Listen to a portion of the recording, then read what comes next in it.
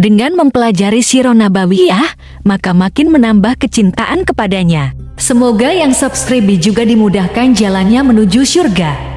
Silahkan tekan tombol like supaya postingan ini semakin tersebar. Dan tulis doa serta hajat pemirsa di kolom komentar. Semoga semakin banyak yang mengaminkan, maka semakin cepat terkabul. Nabi Sulaiman alaihi salam adalah manusia terkaya sepanjang sejarah kehidupan manusia di muka bumi.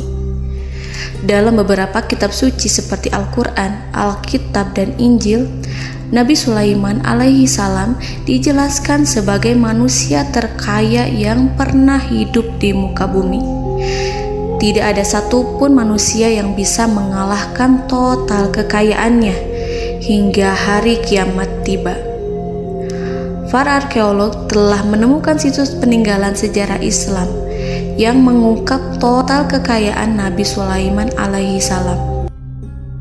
Erez bin Yosef, seorang profesor sekaligus peneliti, ia menyatakan bahwa 3.000 tahun yang lalu Nabi Sulaiman alaihi salam diperkirakan memiliki kekayaan senilai 2,2 triliun US dollar. Dan apabila dikonversikan dengan nilai mata uang dolar hari ini, jika dirupiahkan, maka nilainya setara dengan 32.891.870 triliun rupiah. Profesor itu juga menjelaskan bahwa kekayaan Nabi Sulaiman alaihi salam berasal dari dua sumber, yakni istana kerajaan dan tambang tembaga. Nilai itu berkali-kali lipat lebih banyak dari total kekayaan negara Indonesia yang hanya mencapai 11.454 triliun per 30 Desember 2021. Nabi Sulaiman alaihi salam memiliki beberapa mukjizat. Di antaranya adalah dapat berbicara dengan bahasa binatang. Beliau dapat memerintah mereka untuk melakukan sesuatu. Beliau juga dapat mengendalikan besar kecilnya tekanan angin dan dapat mengatur ke arah mana angin akan berhembus. Sehingga dengan itu Nabi Sulaiman dapat memanfaatkan angin sebagai kendaraannya dan juga kendaraan tentaranya. Nabi Sulaiman juga bisa melunakkan besi dan membentuknya menjadi pakaian perang yang anti tusukan senjata tajam. Nabi Sulaiman juga memimpin para jin. Mereka tunduk dan patuh pada perintah Nabi Sulaiman alaihi salam. Tidak hanya setan, iblis laknatullah yang merupakan makhluk pembangkang dapat dibuat tunduk bertekuk lutut pada perintah-perintah Nabi Sulaiman. Nabi Sulaiman bisa melakukan teleportasi, yaitu berpindah dari suatu tempat ke tempat yang lain dalam waktu singkat. Peristiwa itu dibuktikan dengan pemindahan singgasana Ratu Balqis atas perintah Nabi Sulaiman. Nabi Sulaiman dikenal sebagai raja yang adil dan bijaksana. Nabi Sulaiman diberkahi kecerdasan yang luar biasa untuk menyatu padukan segenap kekuatan yang Allah berikan kepadanya. Ia mengelola dan membawa kerajaannya menjadi kekuatan raksasa yang tak terkalahkan di masanya dengan segenap kemampuan yang dimilikinya. Tentara Nabi Sulaiman adalah tentara terkuat di bumi tanpa ada yang menandingi. Pertanyaan mendasar yang muncul kali ini adalah dari mana sumber kekayaan dan kekuatan Nabi Sulaiman alaihi salam? Untuk mendapat jawaban dari pertanyaan itu, simak video ini sampai akhir.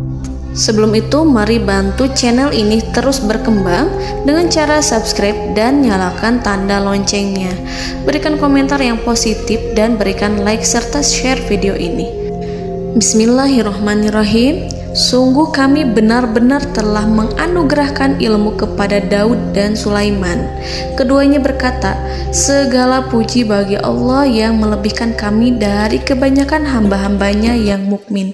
Sulaiman telah mewarisi Daud dan dia berkata, wahai manusia, kami telah diajari untuk memahami bahasa burung dan kami dianugerahi segala sesuatu. Sesungguhnya semua ini benar-benar karunia yang nyata. Quran Surat An-Naml ayat 15-16.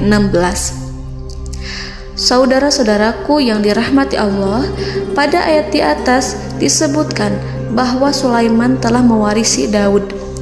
Nabi Sulaiman mewarisi Nabi Daud dalam sisi kenabian dan kekuasaan, bukan mewarisi harta, karena para nabi tidak mewariskan harta.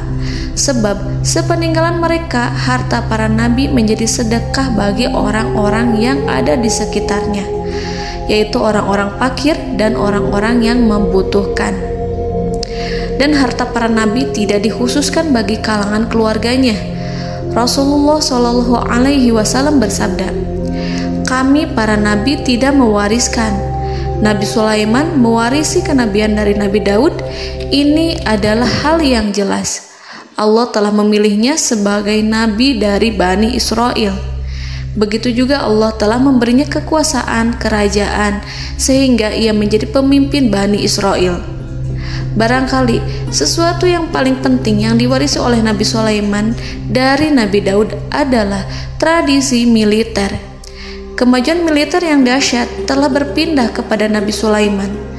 Nabi Daud sebenarnya adalah seorang pengembala kambing yang sangat miskin, tetapi seiring dengan perjalanan waktu, ia menjadi komandan pasukan tiada tanding. Nabi Daud alaihi salam mengetahui bahwa kekuatan hakiki yang mengatur alam semesta adalah kekuatan Allah. Ketika Nabi Daud mengelurkan tangannya dan memegang potongan batu, lalu beliau melemparkannya dengan ketepel ke arah Jalut, kepala Jalut retak dan ambruk menghantam tanah. Ini sebagai bentuk demonstrasi kekuatan darinya. Kehadiran Nabi Daud mengubah pasukan Bani Israel, di mana mereka sebelumnya lari jika berhadapan dengan musuh. Maka kini keberadaan mereka mulai diperhitungkan di masa hidupnya. Nabi Daud mengalami peperangan yang sangat banyak, tapi Al-Quran tidak menceritakan secara terperinci. Hal itu dikarenakan karena Al-Quran adalah kitab dakwah di jalan Allah, bukan kitab sejarah. Al-Quran hanya menceritakan di dalam Al-Quran surat Shad ayat 20, "Dan kami kuatkan kerajaannya, kerajaan Daud."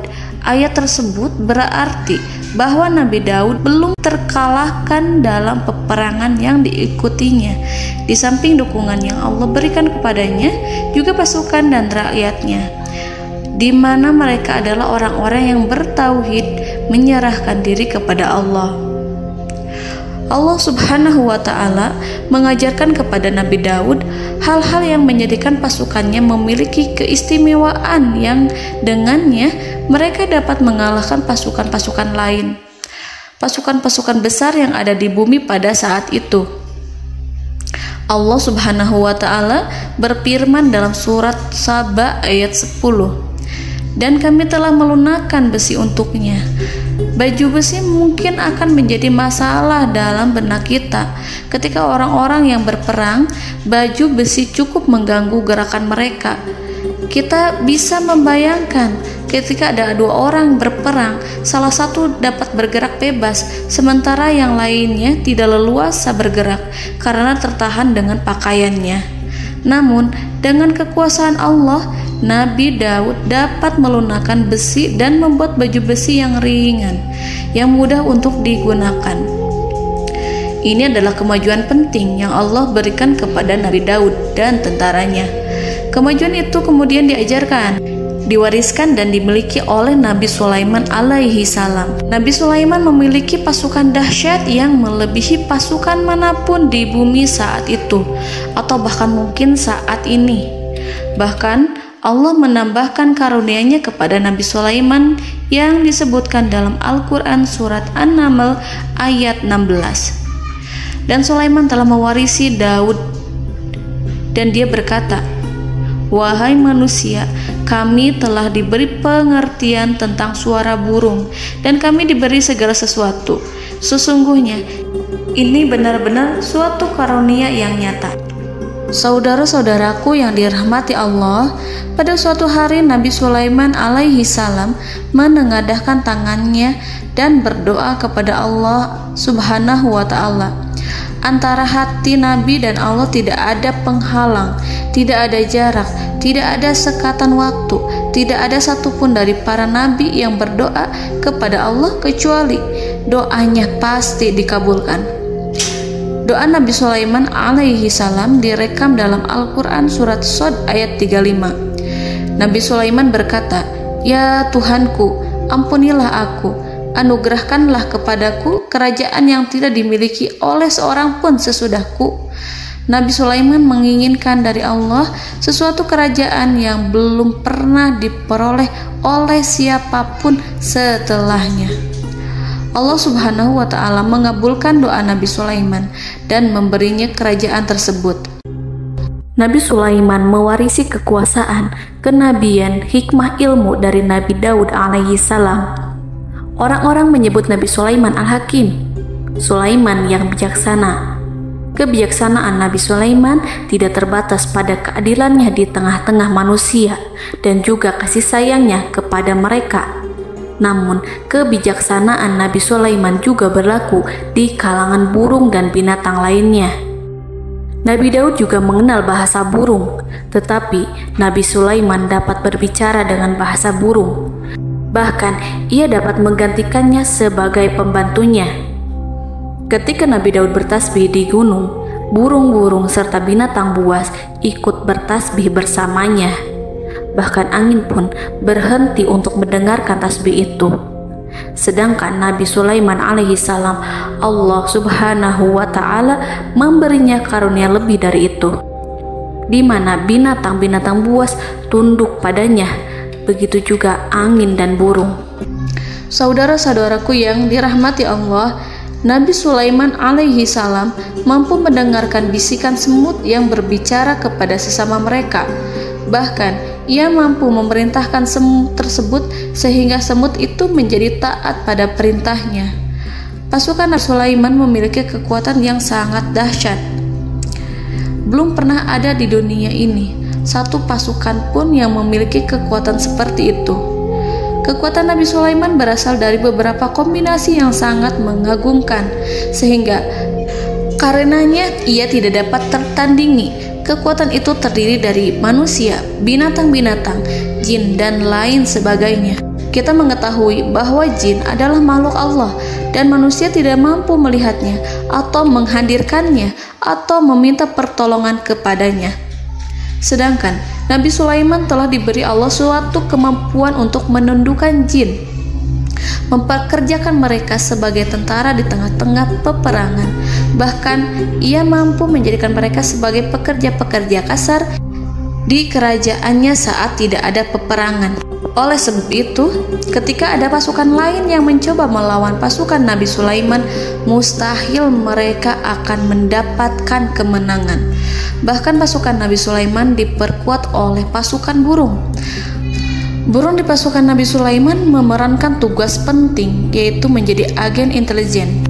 Kita mengetahui bahwa peranan informasi saat peperangan adalah hal yang penting.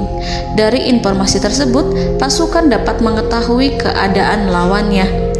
Demikianlah peranan burung pada pasukan Sulaiman. Ia terbang di tengah-tengah musuh.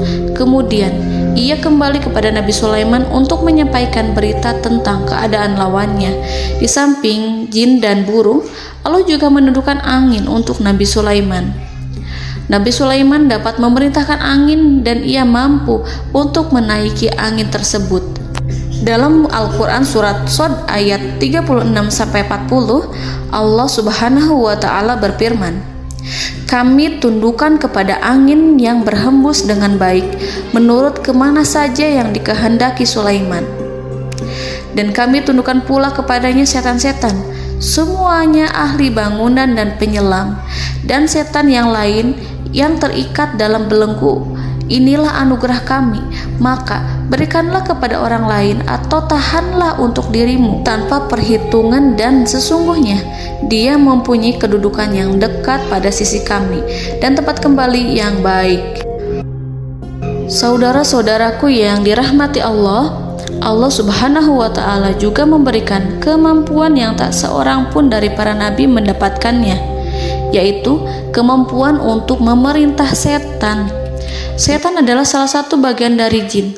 Ia adalah kelompok yang celaka dari bangsa jin. Kelompok ini sebenarnya tidak mampu dikuasai oleh manusia. Bahkan jin yang soleh tidak dapat mengatur setan. Adapun Nabi Sulaiman, Allah telah memberinya kekuasaan untuk menundukkan setan dan mempekerjakannya, bahkan mengikatnya dengan rantai serta menghukumnya jika ia menentang pada perintahnya. Setan membangun untuk Sulaiman istana-istana, patung-patung dan alat-alat perang. Bahkan setan-setan itu menyelam ke dasar lautan untuk mengeluarkan permata dan yakut untuk Sulaiman. Jika di antara setan yang menentang perintahnya, maka Nabi Sulaiman alaihi salam mengikatnya dengan rantai. Ini semua menunjukkan kekayaan Nabi Sulaiman dan kekuasaannya, di mana ia mampu mengatur banyak makhluk di bumi ini. Tentu saja, kemampuan itu semua adalah atas izin dari Allah Subhanahu wa Ta'ala sebagai mukjizat darinya. Allah Subhanahu wa Ta'ala berfirman dalam Al-Quran surat Saba ayat 12, dan sebagian dari jin adalah yang bekerja di hadapannya di bawah kekuasaannya dengan izin Tuhannya, dan siapa yang menyimpang di antara mereka dari perintah kami, maka kami rasakan kepadanya azab neraka yang apinya menyala-nyala.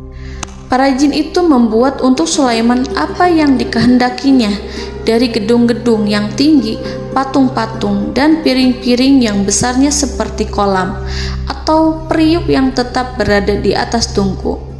Saudara-saudaraku yang dirahmati Allah, Nabi Sulaiman yang bijaksana adalah penguasa yang tak tertandingi di muka bumi. Meskipun memperoleh nikmat-nikmat khusus yang agung itu yang Allah berikan kepada Sulaiman, beliau tetap menunjukkan dirinya sebagai manusia yang paling banyak berzikir kepada Allah dan manusia yang paling banyak bersyukur di zamannya. Saudara-saudaraku yang dirahmati Allah, sebagaimana Allah Subhanahu wa Ta'ala memberikan nikmat kepada ayahnya Nabi Daud alaihi salam, di mana ia mampu melunakkan besi, dan Allah mengajarinya bagaimana cara mencairkan besi, maka Nabi Sulaiman alaihi salam dapat memanfaatkan tembaga yang cair untuk peperangan. Dan juga di saat perdamaian, pada saat peperangan, beliau mencampur tembaga dengan besi dan menjadikannya perunggu. Mereka menggunakan senjata-senjata perunggu dalam peperangan seperti pedang, baju besi, dan juga pisau. Senjata-senjata ini adalah senjata yang paling kuat pada saat itu. Sedangkan di saat damai, tembaga digunakan untuk membuat bangunan, perhiasan, dan sebagainya. Meskipun Nabi Sulaiman mendapatkan nikmat yang besar dan karunia yang khusus, Allah Subhanahu wa Ta'ala mengujinya dengan suatu ujian yang dahsyat. Ujian yang akan selalu datang kepada seorang hamba yang soleh. Ketika hamba itu mendapatkan kedudukan besar, maka ujiannya pun menjadi besar. Allah Subhanahu wa Ta'ala menguji Nabi Sulaiman dengan penyakit. Diceritakan oleh Fahru Roji, Nabi Sulaiman diuji dengan suatu penyakit yang keras, di mana kedokteran saat itu tidak dapat dan tidak mampu mengatasinya. Sakitnya Nabi Sulaiman sangat keras sehingga para dokter dari kalangan manusia ataupun jin tidak mampu menghilangkan penyakit itu. Lalu burung-burung menghadirkan rumput-rumput yang dianggapnya sebagai obat, tetapi Nabi Sulaiman tak kunjung sembuh. Semakin hari penyakit Nabi Sulaiman semakin menjadi-jadi, sehingga ketika Nabi Sulaiman duduk di atas kursi, ia duduk bagaikan tubuh tanpa roh. Seakan-akan ia mati karena saking keras penyakit yang dideritanya. Sakit yang diderita oleh Nabi Sulaiman alaihi salam berlangsung sangat lama. Namun Nabi Sulaiman tidak henti-hentinya berzikir kepada Allah dan meminta kesembuhan kepadanya, serta selalu beristighfar dan mengungkapkan rasa cinta kepadanya. Selesailah ujian Allah terhadap hambanya Nabi Sulaiman. Beliau pun sembuh Nabi Sulaiman merasakan kembali kesehatannya setelah ia mengetahui segala kejayaan dan segala kekuasaan serta segala kebesarannya tidak lagi mampu menghilangkan penyakit yang dideritanya kecuali jika Allah menghendaki. Saudara-saudaraku yang dirahmati Allah, Nabi Sulaiman telah membangun tempat ibadah, tempat sujud, sehingga manusia menyembah Allah di dalamnya. Orang-orang yang membangunnya berjumlah puluhan ribu orang. Tentu setiap kelompok dari mereka memiliki pekerjaan masing-masing. Di antara mereka ada yang mencairkan tembaga, di antara mereka ada yang tukang pahat, ada yang tukang ukir, ada yang membelah batu, ada yang memotong kayu, ada yang mendatangkan rumput-rumput dari Libanon, ada yang mendatangkan emas dan menjadikannya lempengan-lempengan yang mengkilat untuk menutupi kayu serta untuk melapisi dinding-dinding. Bahkan golongan jin pun membantu membangun tempat tersebut, tentu dengan perintah dan bimbingan Nabi Sulaiman. Mereka membuat patung-patung yang besar, membuat bejana yang besar untuk tempat makan para tentara dan pekerja, yaitu bejana seperti gunung. Karena saking berat dan besarnya, mereka juga membuat tempat-tempat minum yang besarnya seperti kolam. Nabi Sulaiman mengawasi para pekerjanya dan juga mengurusi masyarakatnya, di mana beliau mengenali problem mereka dan berusaha memecahkannya. Beliau juga mengawasi pasukan dari kalangan binatang dan burung. Beliau mengetahui apabila ada satu di antara mereka yang tidak datang, kemana ia pergi serta mengapa ia pergi. Nabi Sulaiman menguasai pengetahuan itu semua. Nabi Sulaiman bukan hanya mengetahui problem tentara-tentaranya dari kalangan manusia ataupun tentaranya dari kalangan burung, namun ia juga menunjukkan kasih sayang terhadap semut, di mana beliau mendengar bisikannya dan tidak suka untuk menginjaknya. Nabi Sulaiman selalu menundukkan kepalanya ke bumi sebagai bentuk rasa rendah diri dan syukur kepada Allah. Pada suatu hari, Nabi Sulaiman alaihi salam berjalan di depan tentaranya dan tiba-tiba ia mendengar suara semut yang berkata kepada temannya dari kalangan semut. Hal itu terekam dalam Al-Quran surat An-Naml ayat 18-19. Wahai semut-semut, masuklah ke dalam sarang-sarangmu agar kamu tidak terinjak oleh Sulaiman dan tentaranya, sedangkan mereka tidak menyadarinya. Nabi Sulaiman alaihi salam tersenyum mendengar itu dan ia berdoa, "Ya Allah, ya Tuhanku, berilah aku ilham untuk tetap mensyukuri nikmat-Mu yang telah Engkau anugerahkan kepadaku dan kepada kedua orang ibu bapakku, dan untuk mengerjakan amal soleh yang Kau ridhoi, dan masukkanlah aku ke dalam rahmat-Mu, ke dalam golongan hamba-hamba-Mu yang soleh." Saudara-saudaraku yang dirahmati Allah, meskipun Nabi Sulaiman mendapatkan kekuasaan dan memiliki tentara yang besar, namun beliau menunjukkan kasih sayang terhadap bangsa semut. Beliau mendengarkan bisikannya dan melihat semut yang ada di depannya. Oleh karena itu, tak mungkin baginya untuk menginjak golongan semut itu. Nabi Sulaiman bersyukur kepada Allah telah memberinya nikmat, yaitu nikmat rahmat dan kasih sayang. Di samping itu, Nabi Sulaiman alaihi salam adalah orang paling kaya di dunia. Istananya terbuat dari kayu gaharu yang memiliki wangi harum. Istananya terbuat dari emas yang terkadang dari kristal. Beliau juga memiliki kursi besar yang terbuat dari emas dan permata. Istana Nabi Sulaiman merupakan istana yang paling besar di dunia. Nabi Sulaiman menggunakan pakaian dari emas dan permata. Meskipun demikian, Nabi Sulaiman tetap menunjukkan sebagai hamba yang berserah diri dan rendah diri di hadapan Allah Subhanahu wa Ta'ala.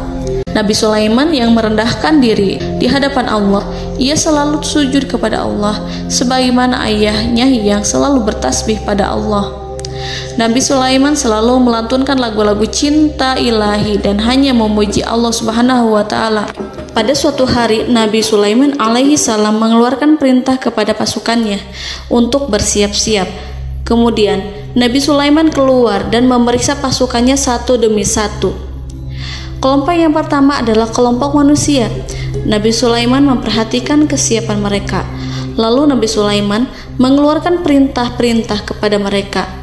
Kemudian Nabi Sulaiman memeriksa kelompok jin dan menyampaikan perintahnya kepada mereka.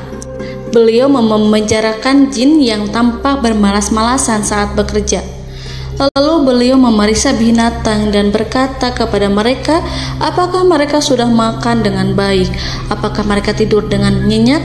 Apakah ada yang mengadu pada mereka, misalkan karena penyediaan makanan yang tidak layak? Apakah ada di sana yang sakit dan lain sebagainya? Ketika Nabi Sulaiman merasa puas dengan semuanya, Nabi Sulaiman memasuki tenda tempat berkumpulnya para burung. Nabi Sulaiman alaihi salam kemudian memasuki tenda tersebut, mengamati keadaan di sekitarnya, sehingga beliau mengetahui bahwa ada satu burung yang tidak hadir, yaitu burung hudhud. Mengapa aku tidak melihat burung hudhud? Burung-burung yang lain tampak terdiam sebagai penghormatan, dan mereka mendengarkan apa yang akan dikatakan pemimpin mereka. Nabi Sulaiman mengarahkan pandangannya pada semua burung dan tidak menemukan burung hudhud di antara mereka. Tak seekor burung pun yang mengetahui keberadaannya. Burung hudhud absen pada apel wajib kali ini. Nabi Sulaiman mulai menampakkan kemarahannya. Tiba-tiba, seekor burung kecil memberanikan diri untuk berkata kepada Nabi Sulaiman, "Wahai Nabi yang mulia, seharusnya hudhud ada bersamaku kemarin untuk melaksanakan tugas penyelidikan. Ia adalah pemimpin misi itu.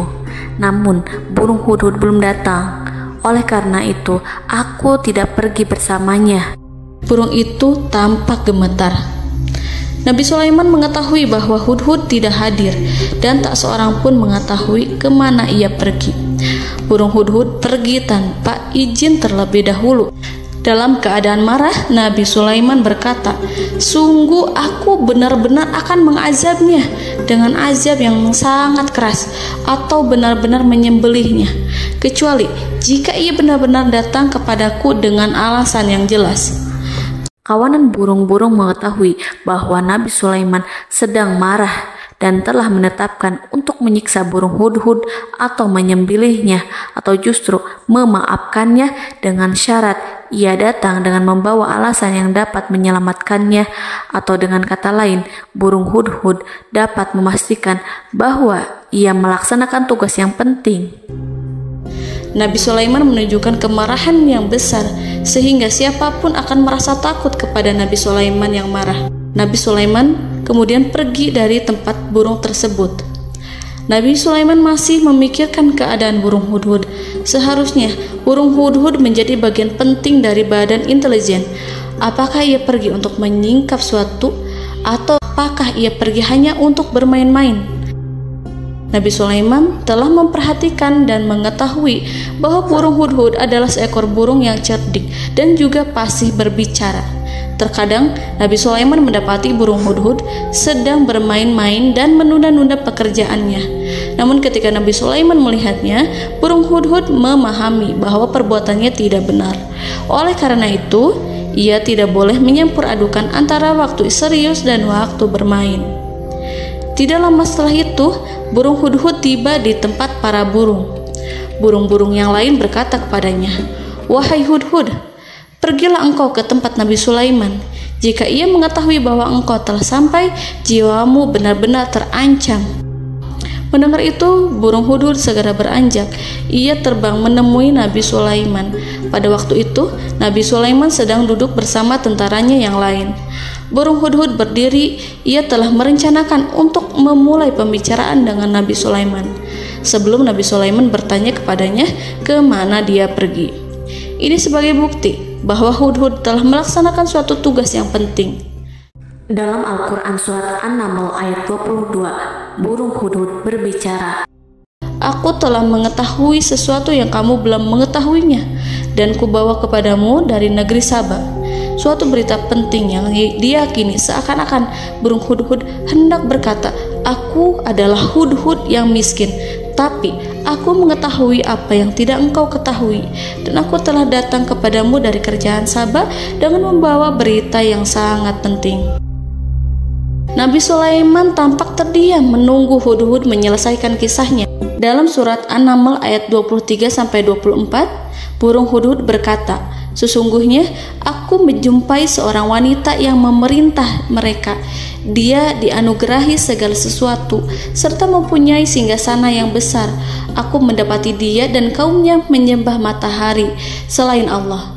Dan setan-setan telah menjadikan mereka memandang indah perbuatan-perbuatan mereka, lalu menghalangi mereka dari jalan Allah, sehingga mereka tidak mendapat petunjuk. Burung hudhud diam. Nabi Sulaiman merasa bahwa hudhud menunjukkan kepasihan lisannya. Nabi Sulaiman berkata dalam Quran surat An-Naml ayat 27 sambil menunjukkan senyum manisnya. Nabi Sulaiman berkata, "Akan kami lihat apakah kamu benar wahai hudhud, ataukah kamu termasuk orang-orang yang berdusta." Seakan-akan burung hudhud ingin mengatakan, "Aku tidak berbohong, wahai Nabi yang mulia." Namun diamnya Sulaiman membuat takut sehingga burung hudhud terdiam. Nabi Sulaiman terdiam karena berpikir, lalu ia memutuskan sesuatu setelah itu. Beliau melihat kepada lainnya dan meminta secari kertas. Nabi Sulaiman menulis surat singkat dan menyerahkannya kepada hudhud serta memerintahkan kepadanya seperti yang dikatakan dalam Quran surat An-Naml ayat 28. "Pergilah dengan membawa suratku ini, lalu jatuhkanlah kepada mereka, kemudian berpalinglah dari mereka, lalu perhatikanlah apa yang mereka bicarakan." Al-Quranul Karim hanya menceritakan dalam Quran surat An-Naml bagaimana perginya hudhud dan bagaimana ia menyerahkan surat itu. Lalu Al-Quran langsung menyebut keadaan kerajaan Balqis yang saat itu sedang membaca surat di depan para pembesar kerajaan dan para menterinya. Dalam Al-Quran surat An-Naml ayat 29-31 berkatalah Balqis, "Wahai pembesar-pembesar, sesungguhnya telah dijatuhkan kepadaku sebuah surat yang mulia. Sesungguhnya surat ini dari Sulaiman, dan sesungguhnya isinya dengan menyebut nama Allah yang Maha Pengasih lagi Maha Penyayang, bahwa janganlah kalian berlaku sombong terhadapku, dan datanglah kepadaku sebagai orang yang berserah diri." Saudara-saudaraku yang dirahmati Allah, dalam surat tersebut Nabi Sulaiman menyebutkan supaya mereka menyerahkan diri dan tunduk kepada perintah Nabi Sulaiman. Nabi Sulaiman memerintahkan agar mereka meninggalkan penyembahan terhadap matahari. Nabi Sulaiman tidak mempersoalkan akidah mereka dan tidak memuaskan mereka dengan apapun. Nabi Sulaiman hanya memerintahkan bahwa ia berada di atas kebenaran. Bukankah ia didukung kekuatan yang berlandaskan keyakinan yang dimilikinya? Nabi Sulaiman hanya memerintahkan mereka agar tunduk dan patuh kepadanya. Ratu Sabak menyampaikan surat tersebut di tengah-tengah kaumnya. Dalam Quran surat An-Naml ayat 32 dijelaskan, "Dan berkatalah Balqis, wahai para pembesar, berilah aku pertimbangan dalam urusanku ini. Aku tidak pernah memutuskan sesuatu persoalan sebelum kamu berada dalam majelisku." Saudara-saudaraku yang dirahmati Allah, para pembesar istana Balqis menentang surat tersebut. Isi surat itu membangkitkan kesombongan kaum Sabak, di mana mereka merasa lebih kuat. Mereka mengetahui bahwa di sana ada seorang yang mencoba menentang mereka dan mengisyaratkan peperangan kepada mereka. Lalu ia meminta kepada mereka untuk memenuhi syarat-syaratnya sebelum terjadinya peperangan dan kekalahan. Dalam surat An-Naml ayat 33, mereka menjawab, "Kita adalah orang-orang yang memiliki kekuatan dan juga memiliki keberanian yang sangat besar dalam peperangan. Dan keputusan berada di tanganmu, wahai rajaku. Maka pertimbangkanlah apa yang akan kamu perintahkan." Saudara-saudaraku yang dirahmati Allah, para pembesar kaum Sabak seakan ingin berkata, "Kita siap untuk melaksanakan perang." Tampaknya ratu itu memiliki kebijakan yang lebih baik dari pembesar kaumnya. Surat Sulaiman itu membuatnya berpikir lebih jernih dan lebih berhati-hati. Ia berusaha sebisa mungkin menghindari peperangan. Ratu itu berpikir dalam tempo yang lama. Nama Sulaiman tidak diketahuinya dan ia pun belum pernah mendengarnya. Oleh karena itu, Ratu kaum Sabak tidak mampu mengetahui dan mendeteksi seberapa besar kekuatan Nabi Sulaiman. boleh jadi Nabi Sulaiman memiliki kekuatan yang dahsyat sehingga ia mampu memerangi kekuasaannya dan mengalahkannya. Kemudian ratu memperhatikan apa yang ada di sekelilingnya. Ia melihat kemajuan masyarakatnya dan juga kekayaannya. Barangkali ia mengira bahwa Nabi Sulaiman iri terhadap kemajuan dan kekayaannya itu, sehingga Nabi Sulaiman ingin menyerangnya. Setelah mempertimbangkan isi surat Nabi Sulaiman dengan cermat, Ratu Saba memilih untuk tidak bersikap ceroboh dan bodoh. Ratu lebih suka untuk menggunakan bahasa kelembutan. Ia mengirim kepada Nabi Sulaiman suatu hadiah yang besar. Ratu mengira bahwa Nabi Sulaiman seorang yang ambisius, yang boleh jadi ia telah mendengar tentang kekayaan kerajaan Saba. Para utusan pergi dengan membawa hadiah dari Ratu Saba. Ratu berharap agar mereka dapat memasuki kerajaan Nabi Sulaiman dan akan mengetahui kondisi kerajaannya. Saat mereka pulang, Ratu ingin mendengar secara langsung dari mereka tentang bagaimana keadaan kaum Nabi Sulaiman dan pasukannya. Setelah mendapatkan informasi yang cukup, maka Ratu Balqis dapat membuat sesuatu keputusan yang tepat. Ratu menyembunyikan apa yang terlintas dalam pikirannya, lalu ia berbicara kepada pembesar istananya bahwa ia dapat menyingkap niat jahat Raja Sulaiman melalui cara mengirimkan hadiah kepadanya. Ratu lebih memilih cara tersebut dan menunggu reaksi dari Nabi Sulaiman. Ratu berhasil memuaskan para pembesar istana, dan untuk sementara ia menghilangkan ide untuk berperang. Karena para raja jika menyerang suatu desa, maka pemimpin desa tersebut adalah orang yang paling banyak mendapatkan kehinaan. Akhirnya, para pembesar kaumnya merasa puas dengan pikiran Ratu Balqis. Saudara-saudaraku yang dirahmati Allah, dalam surat An-Naml ayat 34-35 dijelaskan, Ratu Balqis berkata, "Sesungguhnya raja-raja apabila memasuki suatu negeri, niscaya mereka akan membinasakannya dan menjadikan penduduknya yang mulia menjadi hina. Dan demikian pula lah yang akan mereka perbuat. Dan sesungguhnya aku akan mengirim utusan kepada mereka dengan membawa hadiah, dan aku akan menunggu apa yang akan dibawa kembali oleh utusan itu." Kemudian sampailah hadiah dari Ratu Balqis kepada Nabi Sulaiman. Para intelijen Nabi Sulaiman memberitahunya bahwa utusan Balqis datang dengan membawa hadiah. Nabi Sulaiman langsung mengetahui bahwa Ratu Balqis itu sengaja mengirim orang-orangnya untuk mengetahui atau untuk mendapatkan informasi tentang kekuatannya. Lalu setelah itu ia akan mengambil keputusan atau mengambil sikap kepada kerajaan Sulaiman. Nabi Sulaiman segera memanggil semua pasukannya untuk berkumpul. Utusan Balqis segera memasuki istana Nabi yang dipenuhi dengan pasukan yang besar bersenjata.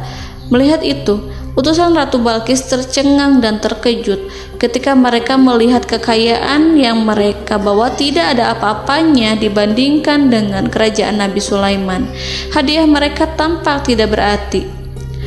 Emas yang mereka bawa tampak tidak memiliki makna saat mereka memasuki istana Nabi Sulaiman yang terbuat dari kayu-kayu pohon gaharu yang mengeluarkan bau yang harum serta dihiasi dengan emas permata.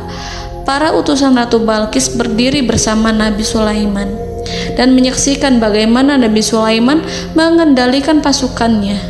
Kemudian mereka mulai berpikir tentang kekuatan dan kualitas pasukan Nabi Sulaiman. Betapa kagetnya mereka ketika melihat di tengah-tengah pasukan itu terdapat singa, burung, dan tentara dari kalangan manusia yang mampu terbang.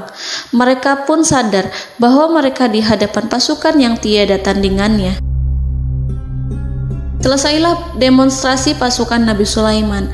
Kemudian para utusan ratu dipersilahkan maju ke tempat hidangan makanan. Para utusan itu sangat terkejut ketika melihat berbagai macam makanan dari penjuru dunia ada di depannya. Dan di antara makanan itu terdapat pula makanan yang biasa ditemukan di negeri mereka. Tetapi mereka melihat bahwa makanan itu memiliki rasa yang lebih istimewa. Selain itu, piring-piring yang ada di depan mereka terbuat dari emas dan mereka dilayani oleh laki-laki yang berhias dengan emas. Di meja makan itu terdapat burung, ikan laut, dan berbagai macam daging yang mereka tidak mampu lagi membedakan daging apa itu. Nabi Sulaiman tidak makan bersama mereka, tapi beliau makan dengan menggunakan piring yang terbuat dari kayu. Beliau memakan roti yang kering yang dicampur dengan minyak. Inilah makanan yang dipilih Nabi Sulaiman. Makan bersama mereka dalam keadaan diam, mereka merasa kehadiran Nabi Sulaiman menciptakan suatu wibawa yang luar biasa. Selesai perjamuan itu, lalu dengan sangat malu mereka menyerahkan hadiah dari Ratu Balqis kepada Nabi Sulaiman.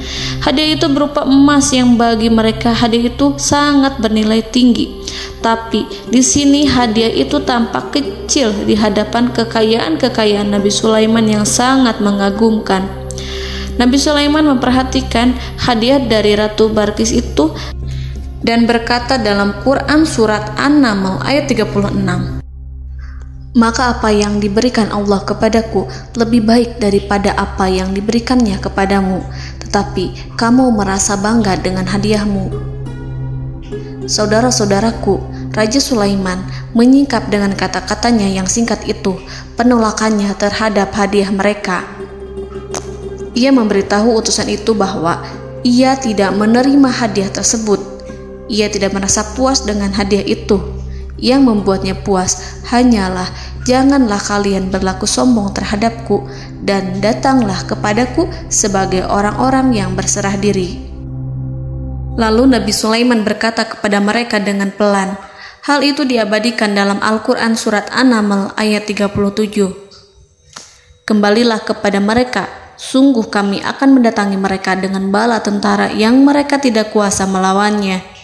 Dan pasti kami akan mengusir mereka dari negara itu, yaitu negeri Saba, dengan terhina. Dan mereka akan menjadi tawanan-tawanan yang hina." Saudara-saudaraku yang dirahmati Allah, Nabi Sulaiman kemudian meninggalkan para utusan ratu setelah terlebih dahulu mengancam mereka. Para utusan itu berharap agar Nabi Sulaiman mau menunggu kunjungan Ratu Balqis yang akan membawa misi perdamaian. Akhirnya, sampailah para utusan Ratu Balqis ke negeri Saba. Mereka segera menuju istana sang ratu. Mereka memberitahu bahwa negeri mereka ada di ujung tanduk. Mereka menceritakan kepada ratu tentang kekuatan Nabi Sulaiman dan tidak mungkin bagi mereka mampu melawannya. Mereka meyakinkan Ratu Balqis bahwa ia harus mengunjunginya dan melihat sendiri bagaimana kebesaran kerajaan Nabi Sulaiman. Kemudian Ratu Balqis menyiapkan dirinya untuk pergi menuju kerajaan Nabi Sulaiman. Nabi Sulaiman duduk di kursi kerajaan di tengah-tengah para pembesarnya dan para menterinya, serta para komandan pasukannya. Beliau berpikir tentang sosok Balqis. Nabi Sulaiman mengetahui bahwa Balqis menuju tempatnya. Balqis dikelilingi rasa takut. Nabi Sulaiman berpikir sejenak tentang bagaimana matahari disembah. Ia memikirkan bagaimana informasi yang diterima oleh intelijennya tentang kemajuan kerajaan Balqis dalam bidang kesenian dan ilmu pengetahuan. Nabi Sulaiman bertanya kepada dirinya sendiri, apakah kemajuan menjadi penghalang untuk mengetahui kebenaran? Apakah ratu itu senang dengan kekuatan yang dicapainya? Dan ia membayangkan bahwa kekuatannya adalah segalanya. Dengan kemajuan yang dimilikinya, Nabi Sulaiman ingin membuat kejutan agar ratu mengetahui bahwa Islam yang diyakini oleh Nabi Sulaiman adalah satu-satunya yang mampu mendatangkan kemajuan dan kekuatan yang hakiki, sehingga ia dapat membandingkan antara keyakinannya dalam menyembah matahari beserta kemajuan yang dicapainya dengan keyakinan Nabi Sulaiman beserta kemajuan yang diraihnya. Saudara-saudaraku yang dirahmati Allah, para mata-mata Nabi Sulaiman telah memberitahunya bahwa hal yang sangat disegani dan dikagumi oleh kaum Balqis adalah kerajaan Saba, yaitu singgasana Ratu Balqis. Singgasana itu terbuat dari emas dan batu delima. Singgasana tersebut dijaga oleh penjaga yang sangat disiplin, di mana mereka tidak pernah lalai sedikit pun. Oleh karena itu, sangat tepat apabila Nabi Sulaiman menghadirkan singgasananya di sini, di kerajaannya. sehingga ketika ratu tiba, maka ia dapat duduk di atasnya. Nabi Sulaiman ingin membuat kejutan kepadanya dan menunjukkan bahwa kemampuannya tersebut yang berlandaskan pada keislaman. Nabi Sulaiman melakukan yang demikian itu dengan harapan agar si ratu tunduk kepadanya. Ide itu terlintas dalam diri Nabi Sulaiman. Lalu ia mengangkat kepalanya dan menoleh kepada anak buahnya. Hal itu diabadikan dalam Quran Surat An-Naml ayat 38. Wahai para pembesar, siapakah di antara kamu sekalian yang sanggup membawa singgasananya kepadaku sebelum mereka datang kepadaku sebagai orang-orang yang berserah diri? Saudara-saudaraku, perhatikanlah ungkapan pikiran Nabi Sulaiman tersebut. Semua pemikirannya berkisar tentang keislaman para penyembah matahari, tentang bagaimana beliau dapat memberikan petunjuk kepada mereka di jalan Allah. Yang pertama menjawab pertanyaan Nabi Sulaiman adalah jin Ifrit. Dalam Quran Surat An-Naml ayat 39, berkatalah Ifrit yang cerdik dari golongan jin, "Aku akan datang kepadamu dengan membawa singgasana itu sebelum kamu berdiri dari tempat dudukmu. Sesungguhnya aku benar-benar kuat untuk membawanya, lagi dapat dipercaya." Nabi Sulaiman berdiri dari tempat duduknya. Setelah 1 jam atau 2 jam, jin itu berjanji kepadanya untuk menghadirkan singgasana Balkis. Sebelum itu, istana Nabi Sulaiman di Palestina, sedangkan istana Balkis terletak di Yaman. Antara singgasana tersebut dengan singgasana Nabi Sulaiman berjarak lebih dari ribuan mil. Barangkali pesawat yang cepat sekalipun yang kita kenal hari ini tidak akan mampu membawa dan mendatangkan istana itu dalam waktu 1 jam. Tetapi masalahnya di sini, berhubung dengan kekuatan jin yang serba misterius, Nabi Sulaiman tidak mengomentari sedikit pun terhadap apa yang dikatakan oleh Ifrit. Nabi Sulaiman tampak menunggu tanggapan lain yang mampu menghadirkan singgasana Balkis yang lebih cepat dari jin Ifrit. Nabi Sulaiman menoleh kepada seorang yang di sana, yang duduk di atas naungan. Hal itu diceritakan dalam Al-Quran Surat An-Naml ayat 40. Berkatalah seseorang yang mempunyai ilmu dari Alkitab, "Aku akan membawa singgasana itu kepadamu sebelum matamu berkedip." Maka tatkala Sulaiman melihat singgasana itu terletak di hadapannya, ia pun berkata, "Ini termasuk karunia Tuhanku untuk menguji aku. Apakah aku akan bersyukur atau mengingkari nikmatnya? Dan barang siapa yang bersyukur, maka sesungguhnya dia bersyukur untuk kebaikan dirinya sendiri. Dan barang siapa yang ingkar, maka sesungguhnya Tuhanku maha kaya lagi maha mulia." Saudara-saudaraku, belum lama seseorang yang mempunyai ilmu dari Alkitab menyatakan kalimatnya, sehingga singgasana itu tiba-tiba ada di depan Nabi Sulaiman, yang mampu menghadirkan singgasana itu lebih cepat dari kedipan mata. Al-Quranul Karim tidak menyingkap kepribadian seseorang yang menghadirkan singgasana itu. Al-Quran hanya menggarisi bahwa orang itu mempunyai ilmu dari Alkitab. Al-Quran tidak menjelaskan kepada kita apakah ia seorang malaikat ataukah manusia ataukah jin. Al-Quran sengaja tidak menyingkap hakikat kitab yang dimaksud. Saudara-saudaraku yang dirahmati Allah, setelah melihat singgasana itu, Nabi Sulaiman bersyukur kepada Allah. Ia mulai memperhatikan singgasana sang ratu.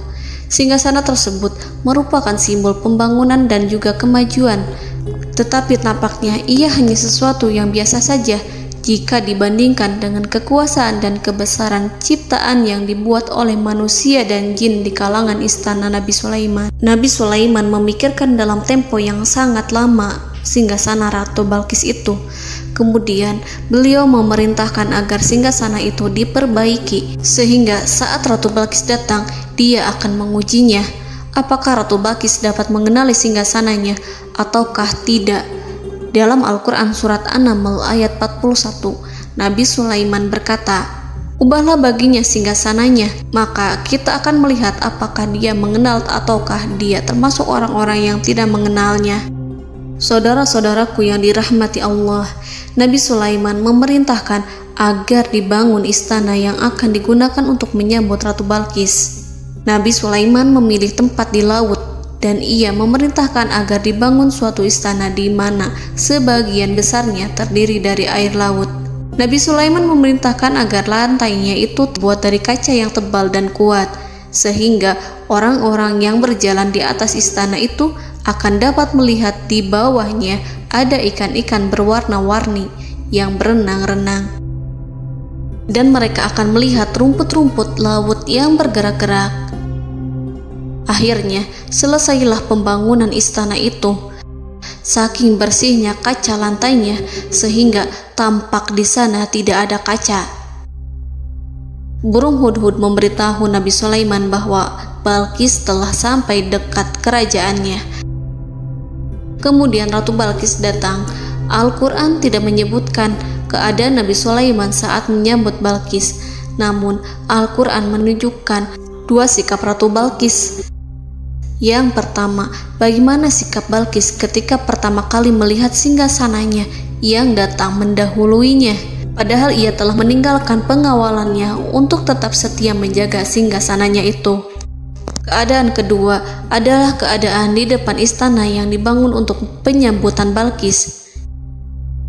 Istana itu penuh dengan permata yang berenang-renang di bawahnya ikan-ikan. Dalam Quran Surat An-Naml ayat 42 dijelaskan, dan ketika Balqis datang, ditanyakanlah kepadanya, "Serupa inikah singgasanamu?" Balqis menjawab, "Seakan-akan singgasana ini adalah singgasanaku. Kami telah diberi pengetahuan sebelumnya, dan kami adalah orang-orang yang berserah diri." Saudara-saudaraku, pada dialek di atas, Balqis melihat singgasananya dan ia tercengang saat mengetahui bahwa itu adalah singgasana miliknya. Namun kemudian ia mulai ragu karena melihat tidak sepenuhnya itu singgasana miliknya. Jika itu benar-benar miliknya, lalu bagaimana ia datang mendahuluinya? Dan bila bukan singgasananya, maka bagaimana Sulaiman dapat meniru sepersis dan seteliti itu? Padahal Sulaiman tidak pernah sekalipun ke kerajaannya. Nabi Sulaiman berkata saat melihat Balqis mengamati singgasananya, "Apakah ini singgasanamu?" Balqis terlihat sangat kebingungan, namun setelah itu ia menjawab, "Sepertinya benar." Nabi Sulaiman berkata, "Kami telah diberi ilmu sebelumnya dan kami sebagai orang-orang muslim." Saudaraku yang dirahmati Allah, melalui pertanyaan Nabi Sulaiman ingin mengisyaratkan kepada Balqis agar ia membandingkan antara keyakinannya beserta ilmu yang dicapainya dengan keyakinan Nabi Sulaiman yang muslim beserta pengetahuan yang telah diraihnya. Penyembahan terhadap matahari dan pencapaian ilmu yang dicapai oleh Ratu Balqis tanpa tidak ada apa-apanya dibandingkan dengan ilmu Nabi Sulaiman dan keislaman. Nabi Sulaiman telah mendahuluinya dalam bidang ilmu karena keislamannya. Karena itu, sangat mudah baginya untuk mengungguli Balqis dalam ilmu-ilmu yang lainnya. Demikianlah yang disyaratkan dalam pertanyaan Nabi Sulaiman kepada Ratu Balqis. Ratu Saba itu mengetahui bahwa ini adalah singgasananya, di mana singgasana itu datang lebih dahulu daripada dirinya. Beberapa bagian darinya telah diubah saat Balqis masih di perjalanan menuju ke tempat Nabi Sulaiman. Ia berpikir kemampuan apa yang dimiliki Nabi Sulaiman. Ratu Balqis tercengang melihat apa yang disaksikannya, yang berupa buah dari keimanan Nabi Sulaiman dan hubungannya dengan Allah Subhanahu wa Ta'ala. Sebagaimana Balqis juga tercengang ketika melihat kemajuan di bidang ilmu pembangunan, seni, dan ilmu-ilmu yang lainnya. Maka ia tidak lebih kagum lagi saat melihat hubungan yang kuat antara keislaman Nabi Sulaiman dengan ilmunya serta kemajuan yang diraihnya.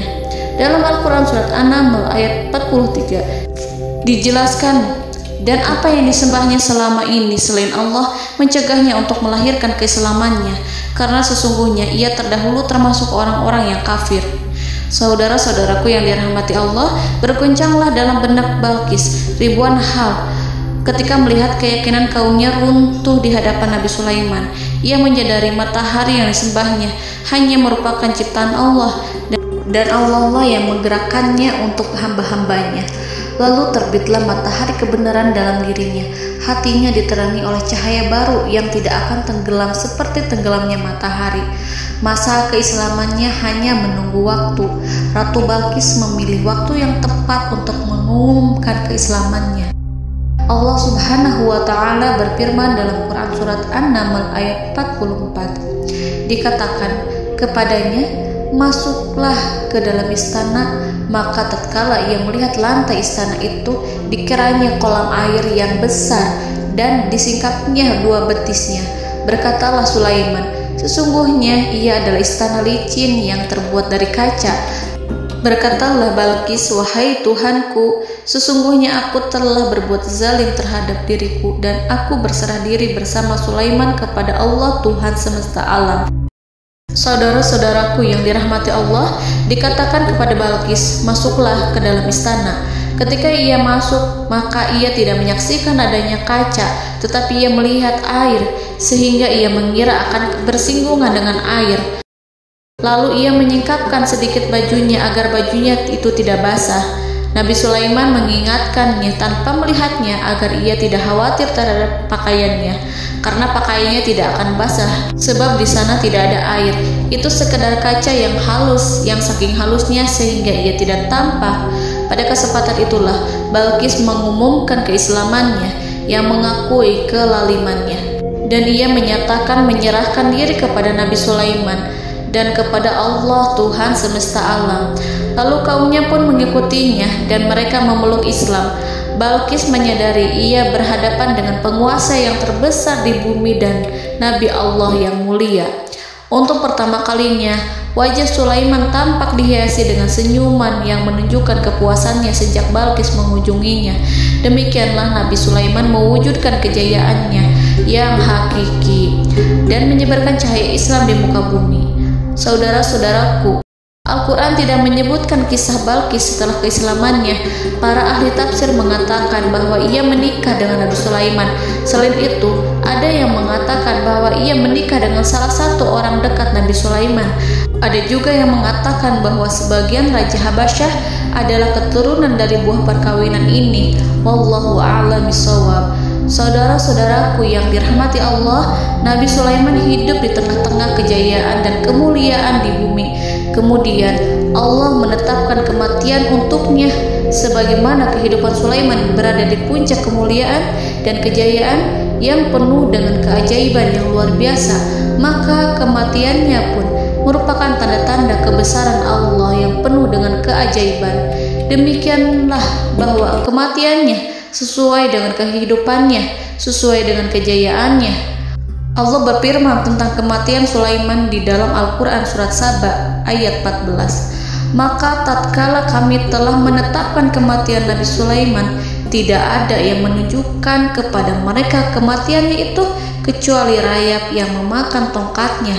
Maka tatkala ia telah tersungkur, tahulah jin bahwa kalau sekiranya mereka mengetahui yang gaib, tentulah mereka tidak akan tetap dalam siksa yang menghinakan.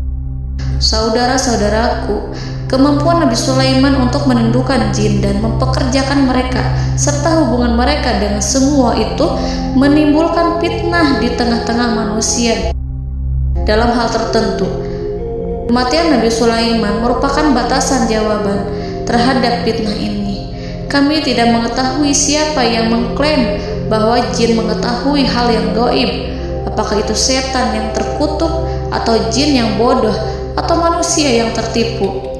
Kami tidak mengetahui siapa yang bertanggung jawab terhadap tersebarnya isu yang keliru ini. Yang kita ketahui adalah bahwa hal tersebut adalah mempengaruhi sebagian manusia dan jin. Barangkali manusia berkata kepada diri mereka, selama jin melakukan perbuatan yang luar biasa ini, maka apa gerangan yang menjadikan mereka tidak mengetahui hal yang gaib itu? Manusia itu lupa bahwa kunci kegaiban berada di tangan Allah. Masalah ilmu gaib tidak akan mampu dikuasai oleh jin dan manusia. Hanya Dia yang mengetahuinya, dan manusia diberitahu hanya sedikit sekali. Saudara-saudaraku yang dirahmati Allah, seakan-akan Allah telah merencanakan bahwa kematian Sulaiman bertujuan untuk menghancurkan pemikiran itu, yaitu pemikiran bahwa jin mengetahui hal-hal yang gaib. Jin bekerja untuk Nabi Sulaiman selama beliau hidup, dan tatkala beliau meninggal, maka tugas mereka menjadi bebas. Nabi Sulaiman meninggal tanpa diketahui oleh jin, sehingga mereka tetap bekerja untuk mereka, tetap mengabdi kepada Sulaiman.